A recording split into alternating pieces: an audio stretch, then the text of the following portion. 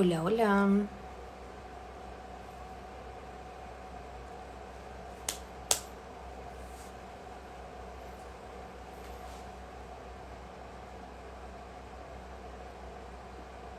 Bueno, bien, vamos a esperar entonces a Jonathan Ramos. Hoy vamos a hablar un poco de em, aborto y filosofía en base a un debate que tuvo Jonathan. Ahora vamos a ver si está ahí para unirse o no. No, esto... No, aún no está. Como les decía, tuvo un debate hace poco sobre aborto, digamos, en un marco completamente filosófico. Y me pareció interesante, digo, yo me tomo notas, un montón de notitas de su debate, de cosas que me parecieron interesantes para hablar el día de hoy acá con ustedes. Para darle... ¿Las cejas son naturales? Sí, señor, son naturales. Puede ver una foto de niña, eran las mismas cejas. Bien, ¿qué les decía? Em, mm, mm, mm, Me olvidé. Vamos a ver si está. No me acuerdo lo que estaba diciendo, honestamente. Eh, a ver. Vamos a ver si ya está. Ahora ahí lo vamos a invitar. Ya.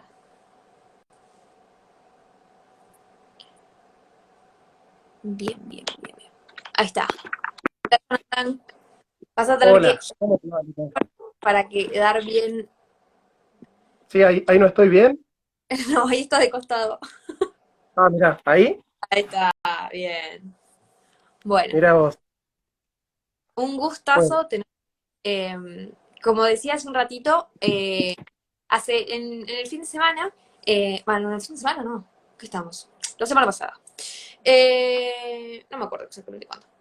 Vi el debate que pusiste, que el que tuviste con, eh, con Nahuel de charlas de filosofía sobre aborto, y la verdad es que me tomé un montón de apuntes de cosas que me parecían súper interesantes, porque bueno, el que no vio el debate, le sugiero que lo vaya a ver, está subido al canal de Jonathan, realmente muy interesante, pero porque se desprendían un montón de cosas, de temas que iban diciendo los dos, sobre todo, bueno, muchas cosas que se dicen en torno al aborto, más allá de, sin caer, digamos, no vamos a hablar hoy de Nahuel si estamos a favor o en contra de lo que dijo, sino de las cosas que se desprenden de su pensamiento y que la verdad es que un debate no da mucho tiempo para desarrollar. Y yo decía tipo, uy, qué pena, digamos, porque acaba de decir una cantidad de cosas y Jonathan solamente le va a poder refutar por una cuestión de tiempo algunas otras, pero pasaban algunas que, nada, digamos, para el que está así literalmente tomando nota, se claro. puede crear clases de todo lo que dijo.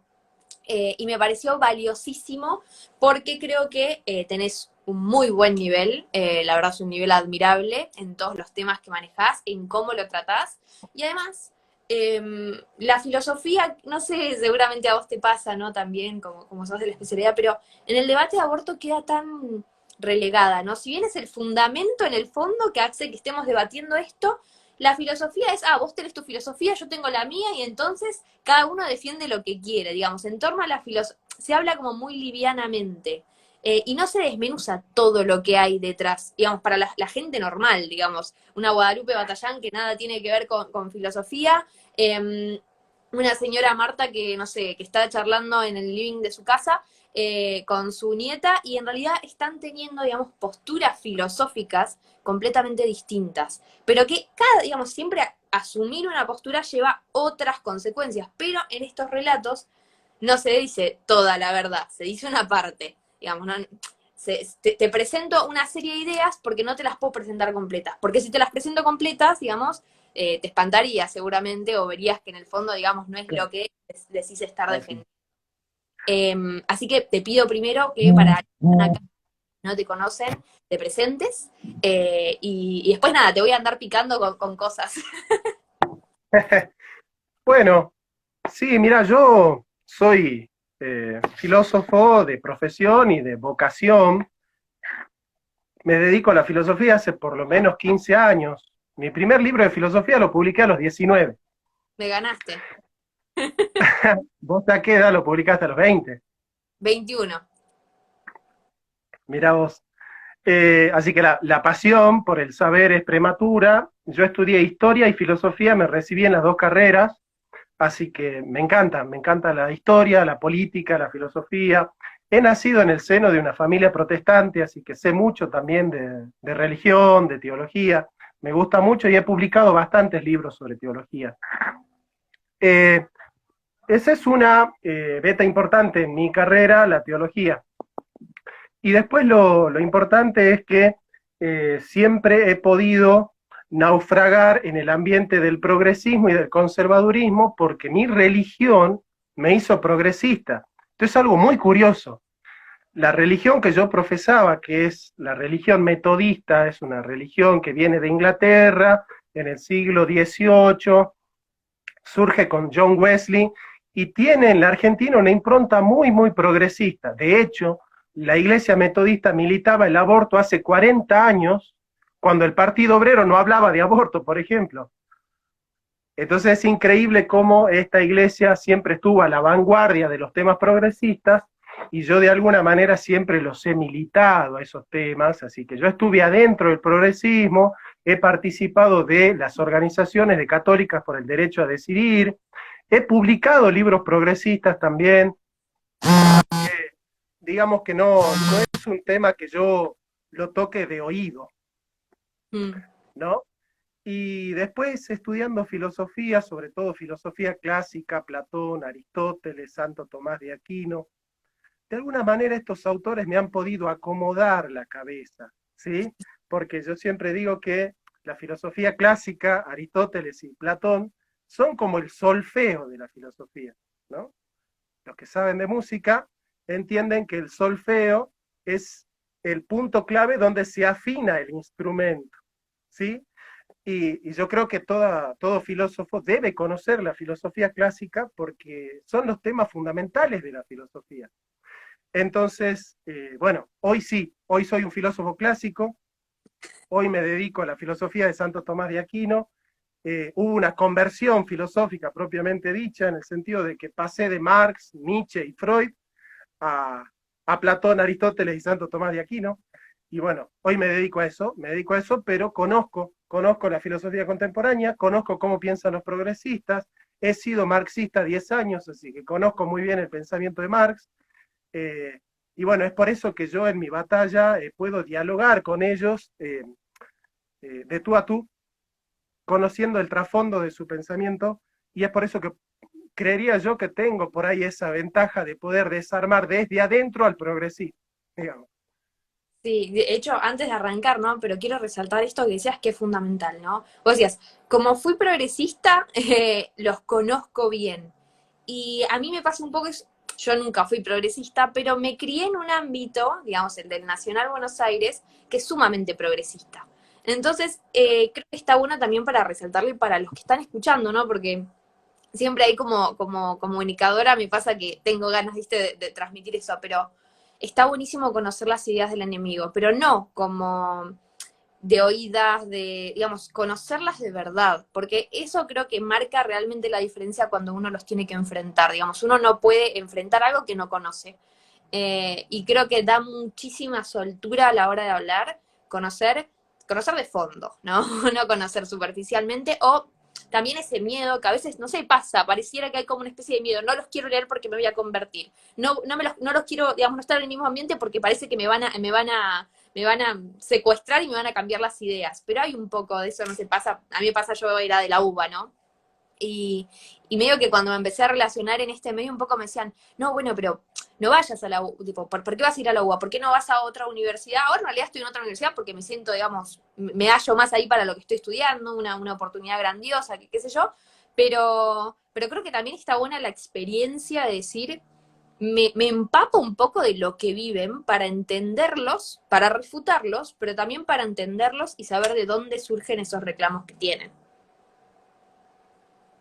Bueno, viste que por ahí todos los que hacemos luchas culturales, de alguna manera somos un poco narcisistas y nos gusta leer aquellos que están de acuerdo con nosotros. Pero ese narcisismo en la lectura no es muy bueno, porque del narcisismo en la lectura al sesgo de confirmación hay un solo paso.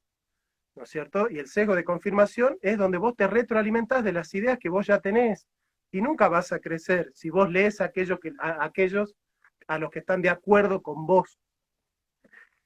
Entonces, uno de los lemas fundamentales de la lucha cultural es que uno siempre lee más al enemigo que al amigo.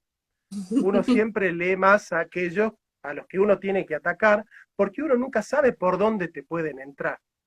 Porque los enemigos también nos leen a nosotros. ¿Sí? Obviamente que los enemigos nuestros no leen mucho. En realidad la característica de nuestros enemigos es que no son muy lectores. La verdad que Esos nunca... refugios, ¿Sí? otros copian. Claro, claro. A ver, ningún progresista va a tener en sus filas al mejor biólogo, al mejor político, al mejor abogado, al mejor filósofo, ¿no es cierto? Lamentablemente esto es así, parecería pedante lo que yo digo, pero en realidad, eh, por ahí, viste que hoy decir que nosotros conocemos la verdad suena como chocante, suena totalitario, suena absolutista, ¿no? Pero en realidad no hay nada raro, digamos. Justamente nosotros que sabemos que no somos dueños de la verdad, que nosotros tenemos que adecuarnos a la verdad, porque la verdad no es hija de nosotros, no la construimos nosotros, no la forjamos nosotros, esa es la actitud de humildad. Entonces la actitud de humildad es tratar de conocer la verdad, incluso con la apertura de saber que quizás algunas denuncias que hacen ellos pueda ser razonable. Mirá lo que te digo.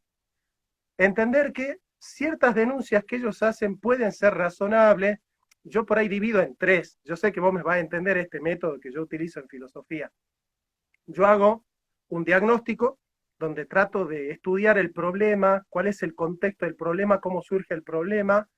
Del diagnóstico saco, perdón, de los síntomas estudio el diagnóstico y del diagnóstico saco una terapia. Entonces muchas veces los diagnósticos de los problemas que hacen ellos pueden ser correctos. El tema es que ellos no tienen bien la terapia. La Totalmente. terapia que ellos plantean enferma más al enfermo. Entonces, de alguna manera, nosotros tenemos que estar también dispuestos a crecer, a incorporar en nuestras posturas ciertas cosas que puedan enriquecer nuestra mirada.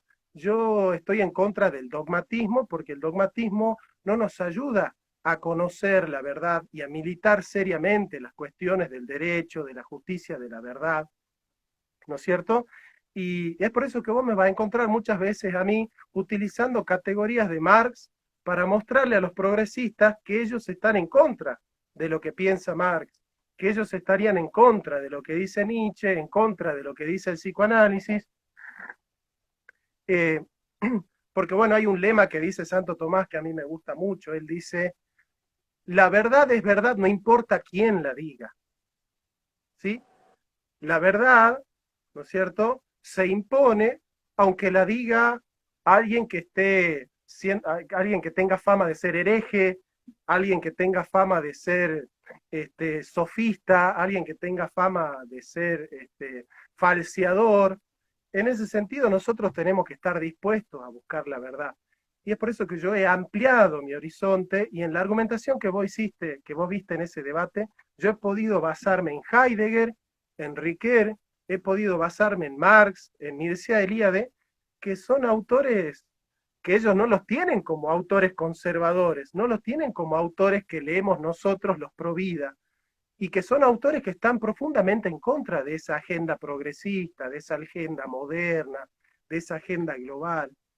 Así que, si querés, podemos entrar por ahí, podemos charlar un poquito de cómo estos filósofos nos pueden ayudar a entender nuestra militancia, dándole otro toque, otra mirada, otra perspectiva.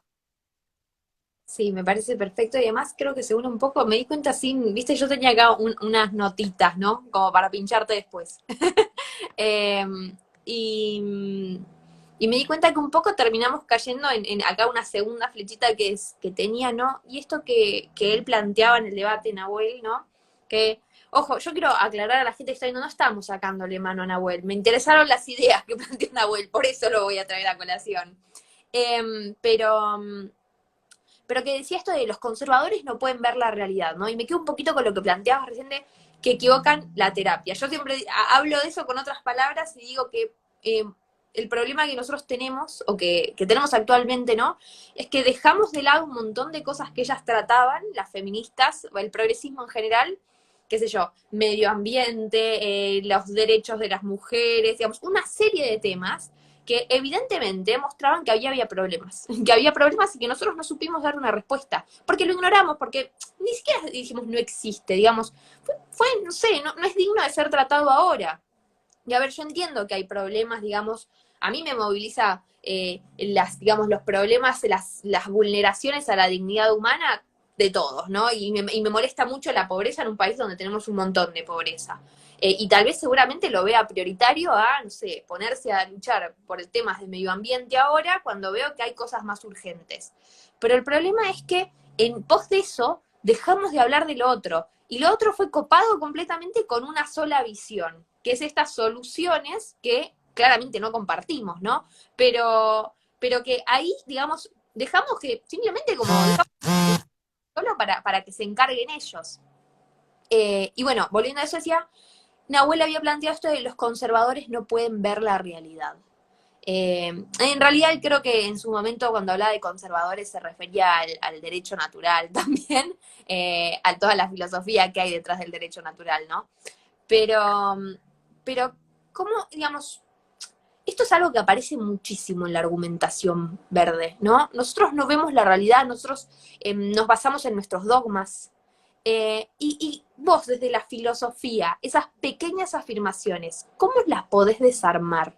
Digamos, ¿cuál es el trasfondo que implica decir que nosotros nos basamos en dogmas, pero que ellos no se basan en dogmas? ¿O los progresistas sí ven la realidad que los conservadores no? Bueno, la primera manera de desarmar ese prejuicio es entender que no es totalmente falso. Cuando nosotros podemos abrazar una denuncia, como vos misma practicás muchas veces, yo veo que no caes en el extremo de un ultraliberalismo conservador y totalmente recalcitrante, sino que vos de alguna manera tenés la posibilidad de equilibrar tu discurso, tratando de mesurar, ¿no? La mesura, eh, la prudencia, son cosas que son muy importantes a la hora de entender la realidad, sobre todo la prudencia, la mesura y la prudencia. Eh, por ahí nosotros estamos en épocas donde ideologías dogmáticas cerradas y contundentes y brutales, esa sería la palabra, como que atrapan mucho, ¿no? De repente una persona que aparece en internet, qué sé yo, insultando y diciendo barrabasadas y diciendo, qué sé yo, no voy a decir nombres, ¿no? Pero diciendo que la justicia social es un robo, que el usurero es un héroe, cosas así que, viste, para una persona que trata de ser mesurada y prudente, suenan como vos decís, bueno, loco, para un poco, o sea, tampoco caigamos en el péndulo, ¿no es cierto?, de ir al otro extremo. Y me parece que ahí está pasando un poco de eso. Es cierto que hay que salir del socialismo del siglo XXI, es cierto. Es cierto que el progresismo es una ideología a priori que tiene terapias que son parte del problema, es cierto. Es cierto que el kirchnerismo es socialdemocracia y que la socialdemocracia es un reciclamiento del marxismo, es verdad. Ahora, yo pienso que por ahí nosotros es como que pendulamos mucho y hacemos un razonamiento muy simplón, ¿viste? Y decimos, bueno, el socialismo es un problema, entonces seamos liberales. La izquierda es un problema, bueno, seamos de derecha. El progresismo es un problema, bueno, nos hagamos conservadores. Y me parece que esa manera de razonar, que a mi entender es un poco simplona, también forma parte del problema, porque el problema central son estas ideologías que se han creado al calor de la dicotomización, de estar presos de estas falsas dicotomías, ¿me entendés? Entonces, de repente yo me encuentro como diciendo, ojo, la única manera de no ser de izquierda es ser de derecha, la única manera de no ser socialista es ser liberal, la única manera de no ser progresista es ser conservador. Y hay autores de la filosofía que nos enseñan a pensar un poquito más profundo, de una manera un poco más compleja la cuestión, y decir, ojo, tanto socialismo como liberalismo tienen una misma estructura. Entonces la filosofía por ahí te enseña a ver que comparten una estructura progresista. De hecho, el liberalismo está montado en un esquema progresista también. Por eso suena por ahí un poco raro hablar de liberalismo conservador. Yo sé que a mucha gente no le gusta que uno diga estas cosas, ¿no es cierto? Pero yo las pongo sobre la mesa para que las podamos debatir. De hecho, siempre estoy dispuesto a este tipo de debates. Y por ejemplo, hay un autor que se llama Chesterton, que seguramente a vos te gusta mucho, a mí me encanta Chesterton, y él dice, la dicotomía conservador y progresista es una dicotomía moderna, y es una dicotomía, una falsa dicotomía que no nos ayuda a pensar, porque si nosotros nos ponemos a pensar en el esquema de conservador y progresista, es como que la justicia de una idea tiene que ver con el tiempo, con la edad de la idea. Entonces, para el conservador, la idea buena es la idea de ayer y para el progresista es la idea del mañana. Y la verdad es que la edad de la idea o el criterio temporal no le hace justicia a lo que es la verdad, ¿no es cierto? ¿Por qué? Por un esquema muy básico, dice Chesterton. Hay tradiciones que son injustas y hay novedades que son muy buenas. Ahora, hay novedades que nos hacen progresar hacia el derrumbe y hay tradiciones que son muy loables y que son muy notorias y que son muy buenas para la humanidad. Entendiendo entonces que aferrarnos a la tradición no nos va a salvar, porque de alguna manera nosotros entendemos que siempre podemos ser un poco más igualitarios, que siempre podemos ser un poco más libres, que siempre podemos ser un poco más justos. Claro, el tema del progresismo es que asocia todo cambio con progreso. Acá viene el pensamiento filosófico a acomodar un poco las cosas. Y para eso voy a utilizar a Aristóteles, porque Aristóteles tiene 3 conceptos distintos para cambio, que nos ayuda a pensar muy bien el tema del progreso. El concepto de cambio físico es el concepto de kínesis. Para Aristóteles, kínesis es movimiento local. De hecho, por ejemplo, la kinesiología estudia el movimiento local, que es el movimiento físico. Por ejemplo, yo ahora estoy moviendo kinestéticamente mi mano. Ahora, la kínesis es un movimiento que no necesariamente perfecciona al hombre. Yo puedo estar 20.000 horas moviendo mi mano, que yo no estoy actualizando ninguna potencia humana y no me estoy perfeccionando como hombre. Entonces, la primera cuestión para entender la ideología del progresismo es que no todo cambio es progreso, no todo movimiento es progreso. Y Aristóteles lo explica muy bien. Cambiar por cambiar no es progresar. Por ejemplo, hay un progresista muy importante actualmente en Alemania que se llama Peter Sloterdijk, que escribió un libro que se llama Haz de cambiar tu vida. Para él, el lema fundamental de la modernidad es cambiar tu vida. Y vos decís, a ver, pero si mi vida está bien armada, está bien estructurada, ¿yo por qué tengo que cambiarla? Digamos, ¿por qué es un mandamiento cambiar? ¿Quién dice que hay que cambiar? El ¿Cómo? cambio es como que El el progreso cambio por el cambio mismo. no te claro, sino el progreso por sí mismo. Claro, es esta ideología que se ha instalado en la modernidad. Che, la verdad es que tenés que cambiar. ¿No te aburre tener la misma religión? ¿No te aburre tener el mismo novio? ¿No te aburre vestirte de la misma manera, escuchar la misma música? Y la verdad que no. La verdad que no tengo por qué cambiar, no tengo por qué pasar de una cosa a la otra. Heidegger lo denuncia muy bien en su concepto de Neugierigkeit, que es el concepto de avidez de novedades. La avidez de novedades es como que la modernidad está enferma de las novedades. Y las novedades imperan en la superficie porque lo primero que cambia de moda es la moda. Entonces, la moda, como está en la superficie, te instala en una cultura líquida, en una cultura banal, en una cultura que se disuelve en el aire, en la cultura de lo líquido. Pero Aristóteles dice, hay otra manera de cambiar, que no es pasar de una cosa a la otra, sino que es profundizar en la esencia humana, actualizar las potencias del hombre. Entonces Aristóteles, por ejemplo, estudia muy bien y dice, si la naturaleza del hombre es ser volitiva, el hombre se perfecciona tomando buenas decisiones.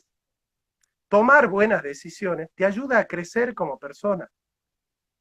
Si el hombre es un ser racional, conocer la verdad, educarse y conocer la verdad y contemplar la verdad, te ayuda a perfeccionarte. Eso es progreso, porque el progreso no tiene que ver con pasar de una cosa a la otra, sino con profundizar la naturaleza humana. O sea, la metáfora sería, si el hombre es, por ejemplo, este mate, la idea no es pasar del mate a la taza, la idea es cómo ser cada vez más perfectamente mate, digamos, ¿sí? Claro. Entonces, la pregunta fundamental del progreso es, primero, ¿qué es el hombre? Una vez que se estudia la naturaleza humana, nosotros entendemos que podemos ser más plenamente humanos. Siempre podemos ser un poquito mejor. Y ahí está la clave del progreso.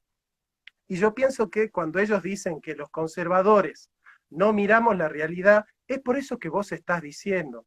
Realmente a mí me asusta esta idea de que nosotros por combatir al progresismo no vemos por ahí que hay ciertos, yo soy de Salta, por ejemplo, y acá en muchos aspectos hay culturas que oprimen a la mujer, Mm.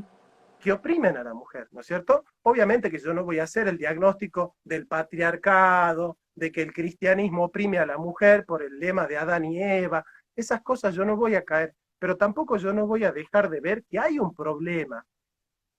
Ahora, si para mí no es un problema la desigualdad, de que haya personas que tengan plata para satisfacer, eh, qué sé yo, 20 generaciones en su familia, y hay gente que no puede comer, hay gente que no tiene ni para vestir a sus hijos, y eso para mí no es un escándalo. Entonces, si yo realmente caigo en el pensamiento pendular y digo, no, la verdad que cada vez que alguien hable de justicia social, de igualdad, de derechos, es un progresista, yo estoy cayendo en la trampa. Yo estoy cayendo en la trampa de no ver que son problemas reales de la humanidad. La violencia, no sé si la violencia de género, pero sí hay violencia contra la mujer. Hay ciertas culturas o ciertas costumbres en la cultura, ¿ves? Mejor, ciertas costumbres en nuestra cultura que le ha dado a la mujer un lugar que yo no sé si es justo, ¿ves? Yo no sé si es del todo justo, por ejemplo, que la mujer es la que tiene que estar callada en la mesa, ella es la que tiene que cocinar y lavar los platos, mientras el varón se sienta en la mesa a comer y después se va a leer el diario, por ejemplo. Son esas cosas que yo considero que uno las puede replantear. Y en la medida en que nosotros no estamos dispuestos a replantear ciertas cosas y dar una verdadera solución, una solución justa, una solución humanitaria, una solución realista, una solución humanista, creo que también somos parte del problema. Entonces, por ejemplo, yo escucho palabras como justicia social y digo, bueno, ya sos progre. Y la verdad que no, porque la teoría de la justicia social fue desarrollada por Aristóteles, fue desarrollada por Santo Tomás de Aquino, por la doctrina social de la Iglesia. Entonces, ¿por qué yo me veo condenado a no poder hablar de justicia social para que no me tilden de progresista? ¿No estoy cayendo yo en la trampa entonces? Entonces, ahí es donde nosotros tenemos que salir de esas falsas dicotomías porque son un peligro. Son un peligro porque no nos permiten ver la realidad por completo. Entonces, se instala este dispositivo donde vos tenés que tener miedo. Lupe, no podés hablar de justicia social porque eso es progresista. No tenés que buscar la justicia social. Es un concepto que no podés utilizar.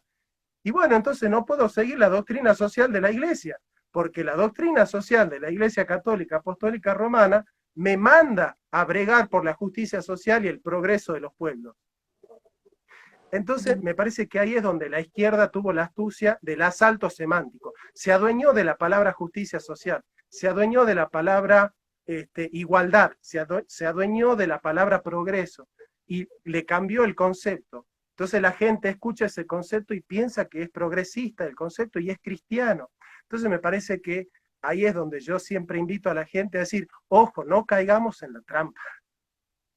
Totalmente. De hecho, pensaba, ¿no? Decía justicia social y también me acordaba que en el debate salió esto de la equidad. Y la equidad es otro problema, digamos, otra palabra problemática. Por ejemplo, en el derecho, la equidad es la justicia en el caso particular. Tenemos, digamos, la justicia para el general y después, para no ser injustos, tenemos la equidad para hacer esas pequeñas correcciones en el caso individual. Y era re loco, ¿no? Que tenía un par de cosas que hablar antes, pero bueno, pero aprovecho y engancho, ¿no? Porque en un momento Nahuel plantea desde la lógica progresista que hay que legalizar el aborto para conseguir la equidad para la política. Siendo que, bueno, además, primero, ¿no? La equidad no es para la política, no es para todos, es para el individuo, digamos, para ese caso puntual. Digamos, si vamos a hablar de política de muchos, tenemos a la justicia, que ya nos suena raro, pero ahora mucha gente, vos, qué sé yo, creo que está en el marco del derecho, entiende perfectamente lo que significa la equidad. Porque, va, por lo menos lo estudiamos muchísimo. Pero fuera, tal vez, de ese campo, la palabra también se empieza a desdibujar un poco. Y lo mismo pasa con la dignidad humana.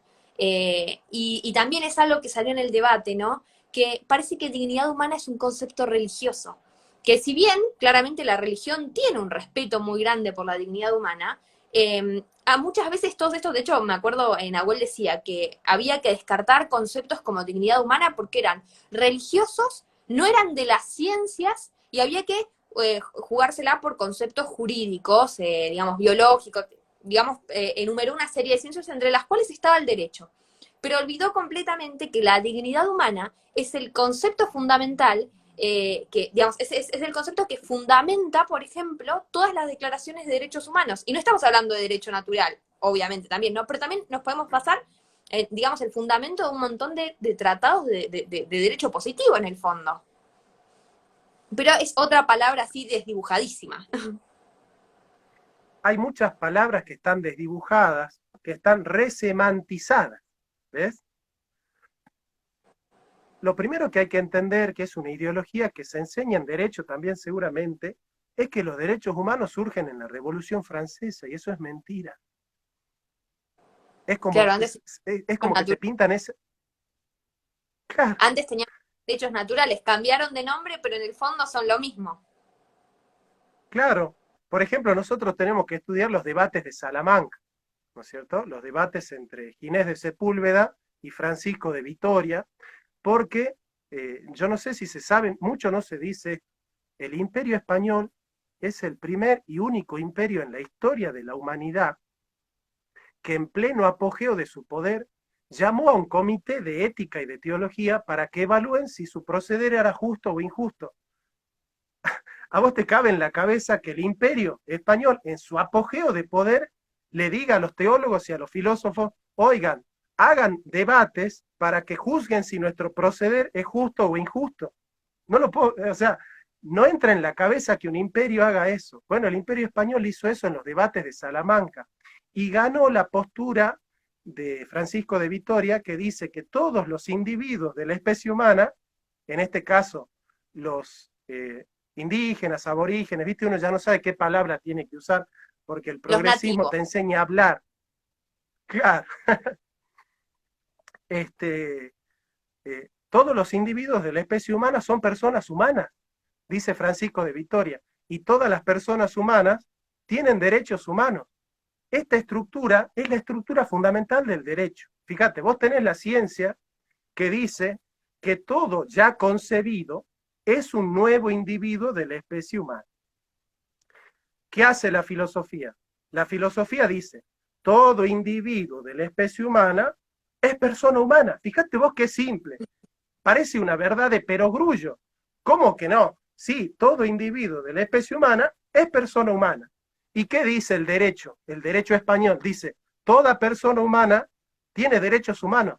Mira vos qué fácil que es, pero eso es lo que está en cuestión. Lo que está en cuestión es que el progresismo dice que no todas las personas humanas tienen derechos humanos y dice que no todos los individuos de la especie humana son personas humanas. Me parece que ahí está la clave del problema. O sea, de alguna manera se trata de quitarle la dignidad ontológica del hombre.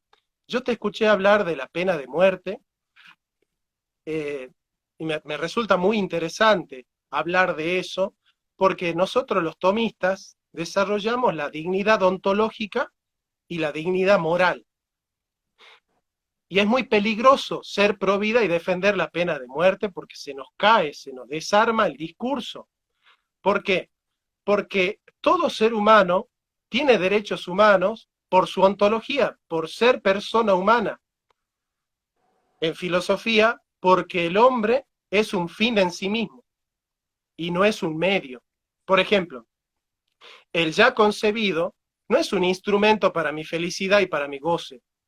Yo no puedo utilizar al ya concebido, que es persona humana, ¿no? Pero al ya concebido como un instrumento para mi goce, para mi felicidad. Porque el ya concebido es persona humana y es un fin en sí mismo. No puede ser instrumentalizado. ¿A vos te gustaría que yo te diga que yo te valoro porque vos me sos muy útil, porque me servís? La verdad que no, porque te estoy deshumanizando, porque cuando ya no me sirvas, ya no te voy a valorar. Entonces, el valor del ser humano no es servir, no es ser útil, no es ser un instrumento. El valor del ser humano es ser humano. Entonces, esa dignidad ontológica es universal. Toda persona humana tiene dignidad humana, dignidad ontológica. Incluso el delincuente, incluso el ladrón, incluso Hitler tenía dignidad ontológica. Yo no podía hacer con Hitler cualquier cosa, porque seguía perteneciendo a la especie humana. Es cierto que él ha perdido su dignidad moral, que es dinámica. Uno puede tener más o menos dignidad moral. Yo siempre explico con esta fórmula para que se entienda. En la dignidad ontológica, Jesucristo y el ladrón, que estaba al lado, tienen la misma dignidad ontológica. Jesucristo no era más ser humano que el ladrón. ¿Se entiende? O sea, la dignidad ontológica de Jesucristo y la del ladrón es la misma. Sin embargo, Jesucristo tiene mayor dignidad moral, porque Jesucristo es mejor persona, no es más persona, pero sí es mejor persona. ¿Se entiende? Entonces, una persona, cuando comete delitos o actos inmorales, pierde su dignidad moral, pero no pierde su dignidad ontológica. Entonces, al ser humano nunca se lo puede vejar, al ser humano nunca se lo puede ultrajar, al ser humano nunca se lo puede torturar, porque no se puede erosionar su dignidad ontológica, que es estática y que es inalienable, no se pierde la dignidad ontológica del hombre. Entonces, cuando nosotros entendemos que la dignidad ontológica reposa en que el hombre es un fin en sí mismo y no un medio, entendemos que ninguna vida humana puede ser instrumentalizada, puede ser convertida en un medio para el goce de otro. Y eso es lo que está haciendo el progresismo. Está instrumentalizando la vida humana. Y cuando está instrumentalizando la vida humana, le está quitando valor. Y cuando una vida pierde valor, ¿sabes qué es lo que tiene? Tiene precio. Porque, dice Kant, las cosas tienen precio. El hombre tiene valor. Las cosas tienen precio porque son un medio, porque el precio es un medio. El valor es un fin en sí mismo. Entonces, cuando se le quita valor a la vida humana, se le pone precio. Es por eso que el progresismo está financiado por los grandes metacapitalistas, porque es un negocio. Detrás de esto hay un negocio muy grande que es ponerle precio a la vida humana. Totalmente. De hecho, pensaba, ¿no? Esto mismo de creer, hay dos cosas, ¿no? Por un lado, cuando yo digo, tengo el poder de matarte porque no sos deseado, porque, digamos, en el fondo cometiste un delito, sos culpable, te equivocaste o, digamos, no lo hiciste equivocándote, lo hiciste adrede y lo volverías a hacer, pero no te puedo matar porque, mejor dicho, te puedo matar porque sos deseado. Y ocurre lo mismo, digamos, te estarías poniendo en el mismo lugar, veo con mucha gente, ¿no? Justifica y dice, bueno, pero la pena de muerte para los asesinos. Entonces, en el fondo, vos estás creyendo que estás, digamos, te estás poniendo en la misma posición que aquella persona que asesinó porque lo consideraba no deseado, y ahora yo, no sé, me subí arriba de un banquito y digo, tengo mayor autoridad moral que vos y por eso te puedo matar. En el fondo, digamos, es buscar excusas. Y lo mismo pasa con la eutanasia, con la prostitución, digamos, son debates que están todos muy, muy relacionados. ¿Por qué? Porque me acuerdo cuando había mucha gente que estaba muy descontenta conmigo, de los liberales, porque yo estoy en contra de la prostitución, la legalización de la prostitución. Y me decían, bueno, pero ¿quién sos vos para juzgar si la prostitución puede ser o no un trabajo? Pues yo decía, no es un trabajo porque no es digno. Y el trabajo, por definición, tiene que dignificar a la persona, tiene que engrandecer su dignidad. Y no, y bueno, vos quién sos para decidir si el trabajo de una persona es digno o no es digno. Y por otro lado, con el de la eutanasia, era este problema de confundir constantemente calidad de vida con dignidad humana. O sea, para algunas cosas la dignidad humana se pierde o no se pierde, digamos, en el caso de la prostitución, no se, digamos, las circunstancias indignas de una persona no lastiman en lo absoluto su dignidad, cuando no pierde ese valor, pero claramente está siendo vulnerado, digamos. Pero por otro lado, cuando se trata de eutanasia, de aborto, de pena de muerte, esa dignidad humana se pierde o no se pierde, como pasa con la eutanasia dependiendo de la calidad de vida. Como pasa con el aborto cuando digamos, lo piden en la situación de una mujer que es pobre y ese niño va a ser pobre y puede vivir en la calle pidiendo menos lo que sea. Bueno, en esos casos la dignidad humana se pierde, ¿no? Y en el fondo lo que están evaluando ellos es la calidad de vida, que puede ser mejor o peor dependiendo de las circunstancias, pero que jamás va a ser que esa calidad de vida, por mala que sea, esa persona pierda esa dignidad humana. Acá está en juego temas más profundos. O la vida humana tiene un valor intrínseco que es absoluto, o no tiene valor. Es así de simple. O la vida humana tiene un valor absoluto, porque yo he escuchado a providas decir, la vida no es un valor absoluto. La vida humana, a mí me gusta decir, yo no soy provida, yo soy humanista. Porque claro, evidentemente, el sujeto de derecho no es la vida, es el hombre, es el ser humano, el sujeto de derecho, ¿no es cierto? Por ahí nosotros tenemos que hacer precisiones un poquito más finas, porque si no los progresistas dicen, bueno, hablen del derecho de los microbios, ¿no? Nosotros somos humanistas, ¿no es cierto? Somos humanistas, defendemos al ser humano, que fue creado a imagen y semejanza de Dios en teología y es un fin en sí mismo en filosofía.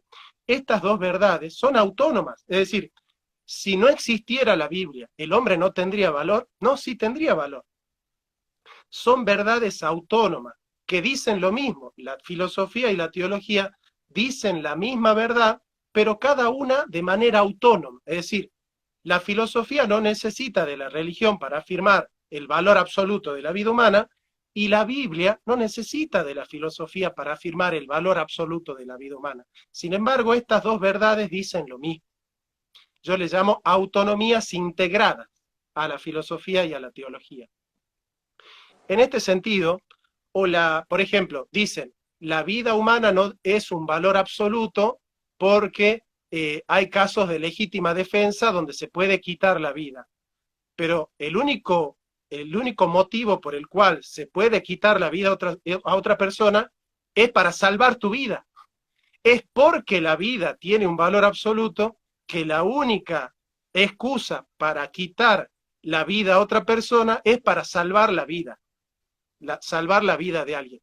No hay otro motivo que sea válido para quitar la vida de otra persona, sino para salvar la vida. Ahora, si se quita la vida para salvar la vida, es porque la vida tiene un valor absoluto. Y si la vida tiene un valor absoluto, es porque tiene un valor intrínseco. Ahora, entonces acá viene el derecho. Mi derecho a seguir viviendo. Pues yo digo, yo no tengo derecho a vivir porque la vida no es un derecho, la vida es un hecho. Yo tengo derecho a seguir viviendo. Yo tengo derecho a sobrevivir. ¿Se entiende? Bien. Ahora, ese derecho que yo tengo a sobrevivir es un derecho mío que es inherente a mi propia condición humana o es un don del poder. Bueno, ¿qué dicen los progresistas? Tu derecho a vivir es un don del poder, es un obsequio del poder. Ahora, eso es muy peligroso. Si nosotros le entregamos hoy al Estado o a las multinacionales o a quien sea la potestad de decidir quién tiene derecho a vivir, a seguir viviendo, y quién no tiene derecho a seguir viviendo, el Estado puede con ese criterio dictaminar cualquier tipo de genocidio. O sea, no es gratuito cuando uno le dice feminazi, porque es un argumento nazi, que el Estado se arrogue para sí el derecho de decir quién es y quién no es persona humana, quién puede y quién no puede seguir viviendo. O sea, cuando uno le regala al Estado esa potestad, es un nazi, porque justamente esa es la estructura jurídica del nazismo. Por eso, por ejemplo, Kelsen, que sostenía que el derecho es un don del poder, o sea, era ius positivista, tuvo que ir a los juicios de Nuremberg a condenar a los nazis. ¿Sabés lo que dijo Kelsen? No puedo, no puedo, porque los nazis hicieron algo legal. Y como no hay un derecho natural que esté por encima del derecho positivo y que pueda, por ejemplo, dictaminar que hay una ley positiva que es injusta, y para Kelsen no hay ley injusta, porque la justicia depende de lo que se promulga en la ley, entonces dijo Kelsen, yo no los puedo condenar a los nazis. Y se abstuvo Kelsen, el padre del ius positivismo, dijo, yo no puedo condenar a los nazis. Y tuvieron que llamar a un comité de derecho natural, porque solamente el derecho natural puede decir que una ley positiva es injusta. No hay otra manera de sostener que una ley positiva es injusta, sino por el derecho natural. Ahora, el derecho natural supone, tiene de suyo la base de que mi derecho a seguir viviendo no es un don del poder, porque si el Estado alemán le regaló a los alemanes el derecho a seguir viviendo, tiene la misma potestad para quitarle a los judíos el derecho a seguir viviendo. Entonces, no se puede ser ius positivista y estar a favor del derecho absoluto a la vida, porque el derecho absoluto a la vida supone que el valor de la vida es intrínseco. Totalmente. De hecho, tenía acá anotado justo, en un momento, ¿no? En el debate que se une muy bien, ¿no? Cuando Nahuel planteaba el hecho de la sociedad esta basada en el consenso.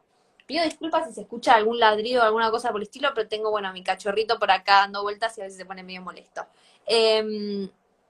Bien, planteaba esto de la sociedad basada en el consenso, ¿no? Y me acuerdo que en un momento te quiso correr a vos porque vos le criticaste esto de que no puede ser que la sociedad esté basada en el consenso, porque en el fondo, digamos, esto es, nos ponemos de acuerdo en el Congreso, ¿no? Decimos que la vida vale, que la vida no vale, aborto sí, aborto no, estamos de acuerdo, todos democráticos.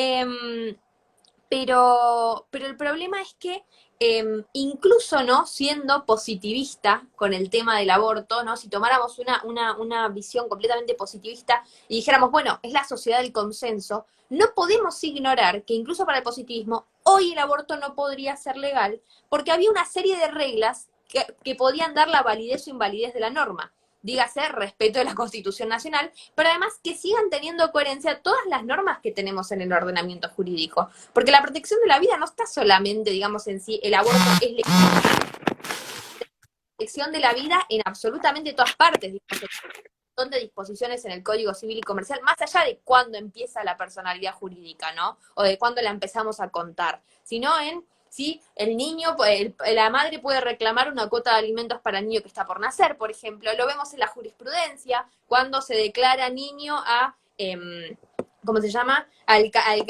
la víctima número... Uy, me olvidé el nombre, pero hay una víctima más en la tragedia de Once de hace algunos años, que era el bebé en gestación de la madre embarazada que murió digamos, en el accidente con el tren. Lo vemos en un montón de subsidios, de indemnizaciones que ha pagado el Estado en casos de, digamos, violaciones contra los derechos humanos en las dictaduras, en las últimas dictaduras, en las cuales se indemnizó a familias por el niño por nacer que había muerto, digamos. Hay un montón de formas de proteger la vida y además es el presupuesto, es el supuesto mínimo que tenemos que defender, para después decir que las cárceles tienen que ser dignas, ¿no? Para después decir que la educación es un derecho, que el trabajo es un derecho, que el agua es un derecho, lo que sea, ¿no? Pero era muy curioso cómo él planteaba, bueno, no, vos defendés el aborto porque lo haces tomando el derecho desde una perspectiva conservadora. Pero incluso al día de hoy, si nosotros quisiéramos hablar de la legalización del aborto en el contexto que tenemos en la Argentina, nunca podría haber sido desde el positivismo digamos, legal, porque ignoran la pirámide normativa de Kelsen, lo primero, ¿no? La ignoran completamente.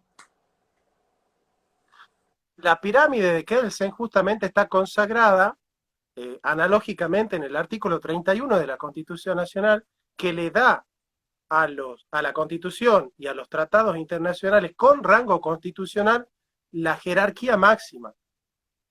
Y vos en el derecho tenés dos principios. el de jerarquía normativa y el de lógica normativa. El principio de lógica normativa dice que no pueden ser válidas dos normativas contradictorias sobre la misma conducta. Por ejemplo, si vos tenés la Constitución Nacional que garantiza el derecho a seguir viviendo y el Código Penal que manda a un médico a abortar, vos tenés dos normativas contradictorias sobre la misma conducta. Ahora, cuando hay problemas de lógica normativa, ¿cómo se salda un problema de lógica normativa donde una normativa me manda a abortar y otra normativa me lo prohíbe? Se salda con la jerarquía normativa.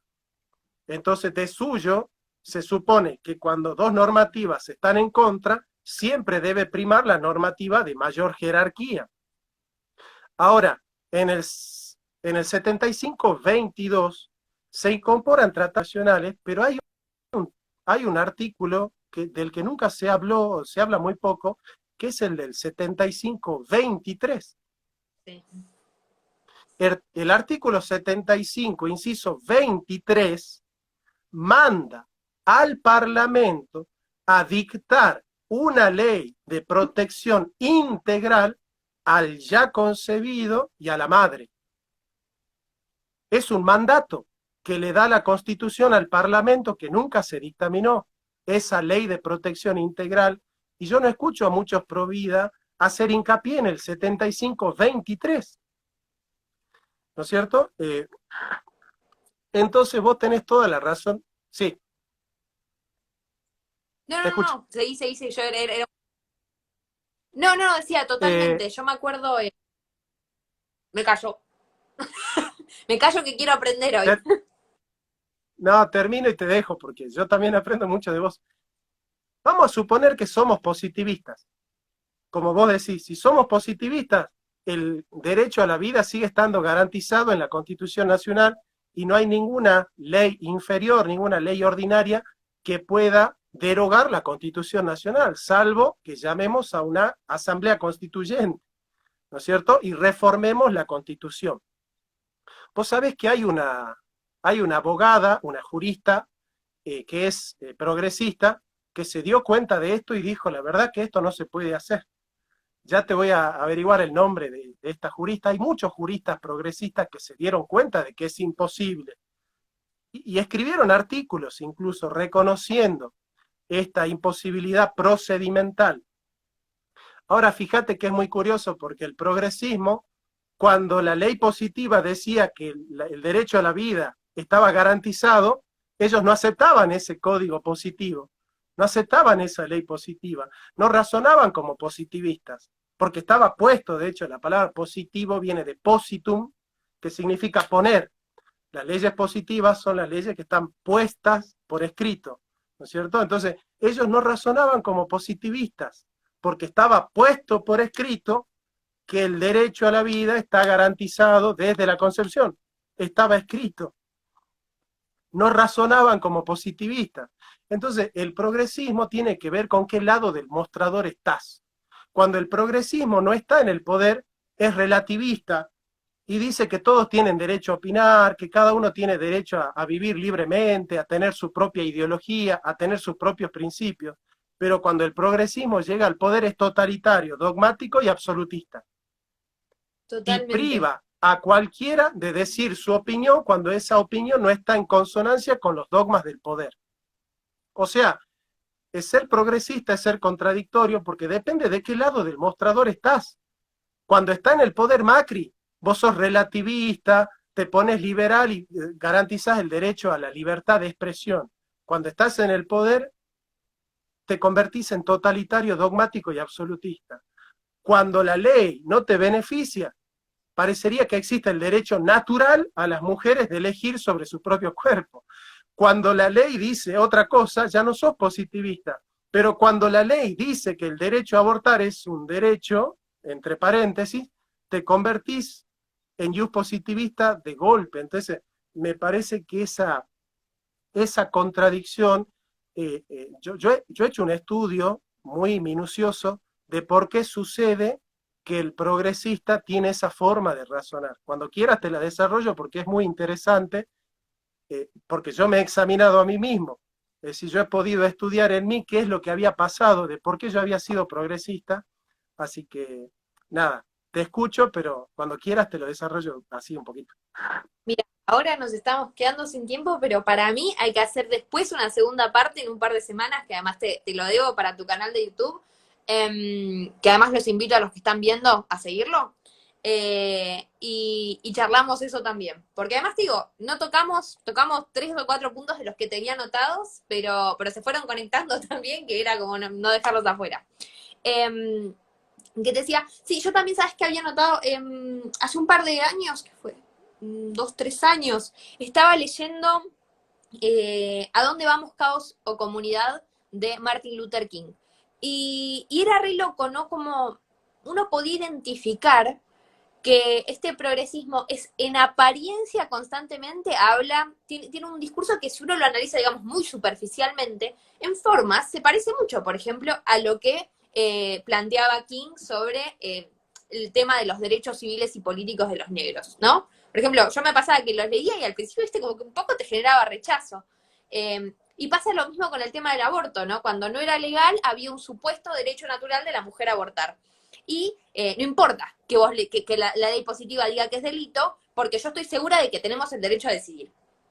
Pero, pero digamos, pasaba lo mismo, y me conecté con esto, ¿no? De Martin Luther King, que había un discurso en torno a la libertad. King en A dónde vamos, caos y comunidad analiza un poco, bueno, como en la mayoría de sus libros, cuál es la situación de los negros en Estados Unidos. Y en un momento él planteaba en el hecho de que el negro tiene que ser libre, que tiene tenía una serie de desigualdades económicas que lo perpetuaban en la pobreza y que en el fondo, digamos, eso afectaba muchísimo la dignidad. Pero lo que planteaba King, y ahí estaba la diferencia fundamental, ¿no? Cuando veía también el quiebre ahí de ese discurso, como lo planteabas recién, de pronto son naturalistas con un supuesto derecho que se inventaron y de pronto son positivistas. Pero con la libertad pasaba lo mismo, que es las feministas conciben un concepto de libertad sin responsabilidad. Y King, después de hacer, digamos, esta introducción que parecía, digamos, vos podés decir, este tipo lo metés acá y es un progresista desde Estados Unidos el año pasado, qué sé yo, hablando de George Floyd, podía ser, ¿no?